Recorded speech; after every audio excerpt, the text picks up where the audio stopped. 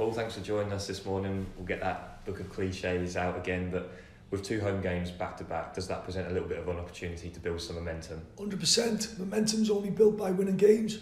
To do that, we're going to have to beat an opponent tomorrow that, as everyone knows, is very, very strong, very capable, got a lot of good players, same as ourselves, and I think it should be a really good game, shouldn't it? You've got 2 teams who both want to play with a certain style, and are both intent on trying to win, so it can't be a bad game. You mentioned that it being a good game. Our home games this season have probably been incredible for the neutrals, but obviously we don't want to adorn the game to them, do we? We're looking at ourselves.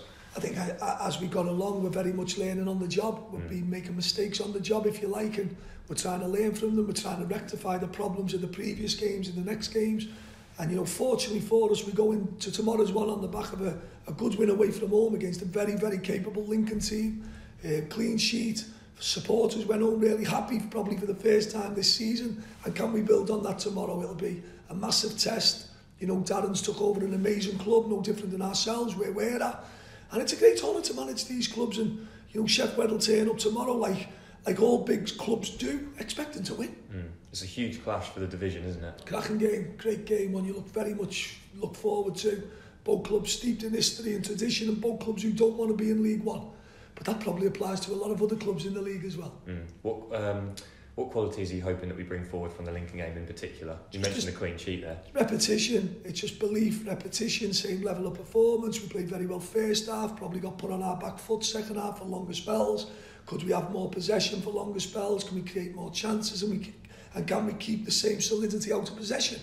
This is what you're working towards, but you've got to remember the opposition have got a big say in it as well. So I think the supporters can look very, very much forward to a game of, you know, 2 teams with a good style of play, clear identities and what they're trying to do, and obviously be a great spectacle for everyone who's there tomorrow. Would you have liked to have been in a position to name the same starting 11? Possibly. You know, we have had an injury or 2 during the week, which is disappointing, but that's football, so we won't be naming the starting 11. But for one disappointment, there's always a bit of positivity. It would have been great to pick the same team again. Unfortunately, we can't do that, but it gives somebody else a chance. It always does do that, what football is. And obviously, certainly, Matt Penny comes in for Aidan Coulson, which is a great opportunity for Matt against his former club. And then we might make a change or 2 purely on injuries rather than anything else. Yeah, we've seen Toto back on the grass. Is that what the season's going to be like? You know, when you get 2 or 3 maybe on their way out, you have 2 or 3 coming back in. That's just football. Well, yeah, you want to pick the same team, especially if you can and you're winning games. It breeds confidence, it breeds continuity. It allows relationships to develop on a pitch, which I feel are huge in the modern game. So at the minute, it's a bump-to-bump one. But if you win, the bumps don't feel as bad. I think when you're not winning, the bumps feel like they're obstacles. Yeah. Instead of obstacles, we've got to make solutions, and that's what we're trying to do. That word, relationships, are you seeing the lads build them off the pitch as well as on it? Yeah, I think one of the pleasing things is watching a totally new group of lads come together. And I think when you see that camaraderie of lads, especially lads who are out the team, they're so important at your football club. For any coach or manager today, I always feel the most important people at the club are the ones who are not playing. Because if you get them on side with everything you do, and you've got a great chance, and that's it, that's something I'm enjoying watching here, is a group of lads wanting everyone to do well, and that's important for the club. An attitude that they're all together. 100%. It can't be your day every day, it's someone else's tomorrow. If you look how, you know, Vaz was probably felt that his future at the club, and I'm not playing again, I'm on the floor. All of a sudden he's kept a clean sheet at Lincoln. We all seen the qualities in Vaz last Saturday and why he was brought to the club, and now he feels on top of the world. That's what football does to you, and we've got to make every player feel like Vaz. What are you expecting from Sheffield Wednesday? A mixed start to the season?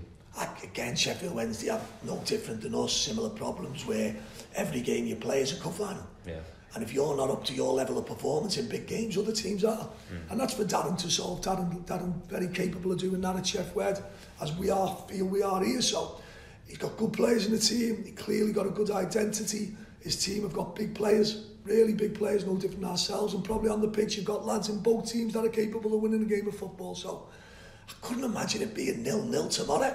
But I certainly don't want 7 goals like we had last time we were at Portman Road. So let's hope every fan leaves the stadium having watched a really good game with 2 teams that both can go on and do well this season. And finally, expecting a really strong crowd, more than 20,000. I suppose, again, you know, through all the pain we've had this season, and we have felt it, our supporters in my world have been fantastic, sold out every away game, travelling great numbers, the home support when you come out, it's amazing. That's something we've got to build the relationship today between managers and supporters, forgive me, players and supporters, it should be such a strong one. It should be strong, and we've got to make sure that we keep our end of the relationship up so they can love us as much as we love them.